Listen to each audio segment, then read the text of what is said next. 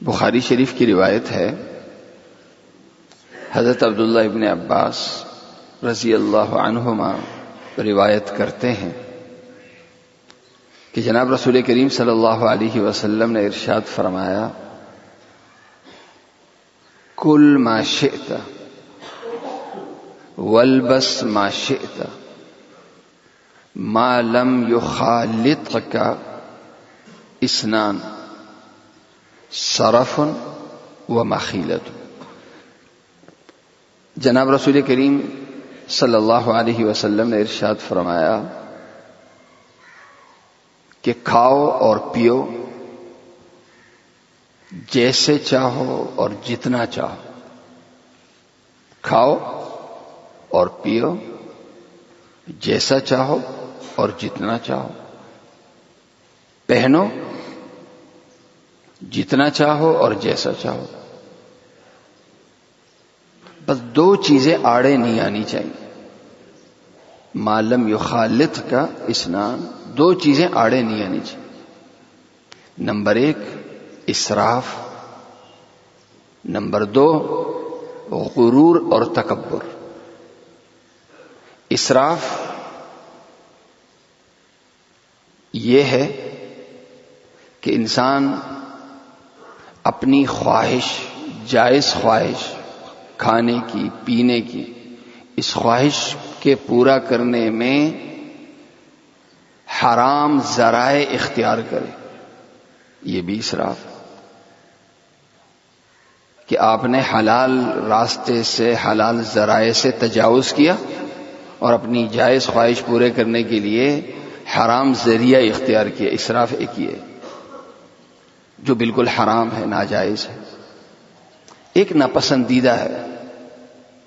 ناپسندیدہ یہ ہے کہ جتنی طاقت ہے، اپنی طاقت اور اپنے وسائل سے بڑھ کر اپنی جائز خواہش پوری کرنا۔ طاقت ہے ایک سوٹ خریدنے کی، لیکن چونکہ ایک سوٹ پہ گزارا یا ایک سوٹ خریدنا لوگوں کی نظر میں معیوب ہے، لہذا میں تو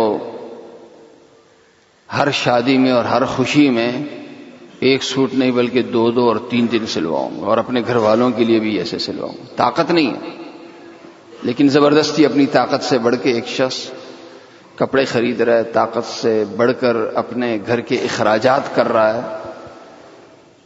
یہ چونکہ طاقت سے بڑھ کے ہے، لہذا یہ ایک مسلمان، نہ مسلمان کی شان ہونی چاہیے، نہ مسلمان کا مزاج ہونا چاہیے، اور نہ دین اس کو پسندیدہ قرار دیتا ہے۔ فرمایا کہ یہ دو کام سکون کی زندگی چاہیے ہے تو اپنے آپ کو اسراف سے بچاؤ، ہر کام اپنی طاقت میں کرو، اپنی حد میں کرو اور جائز راستے سے کرو۔ دوسرے نمبر پہ آیا مخیلتن، انسان اپنی جائز خواہش ضرور پوری کرے، گاڑی کی خواہش ہو، کھانے کی خواہش ہو، پہننے کی خواہش ہو، گھر کی خواہش ہو، جائز خواہشات ہے، پوری کرے آپ، لیکن یہ خواہش اس طرح سے پوری نہ ہو کہ تمہاری اس خواہش کی وجہ سے، اس شوق کی وجہ سے تم اپنے آپ کو سب سے برتر، سب سے بڑا اور اپنے برابر کسی کو نہ سمجھو۔ آپ کے کپڑے سب سے بڑھیا ہیں تو آپ کے اندر ایک چیز پیدا ہوئی کہ میرے جیسے کپڑے جیسے لوگوں کے نہیں، اسی طرح میری طرح لوگ بھی نہیں۔ سب کو اپنے سے کمتر سمجھنا، سب کو حقیر جاننا، اس لیے کہ آپ کا گھر اچھا، آپ کی گاڑی اچھی، آپ کے کپڑے اچھے، آپ کا کھانا پینا اچھا۔ فرمایا کہ اگر یہ ذہن آپ کے اندر پیدا ہو تو یہ تکبر ہے، اور تکبر شرک کے بعد بڑی بیماری ہے۔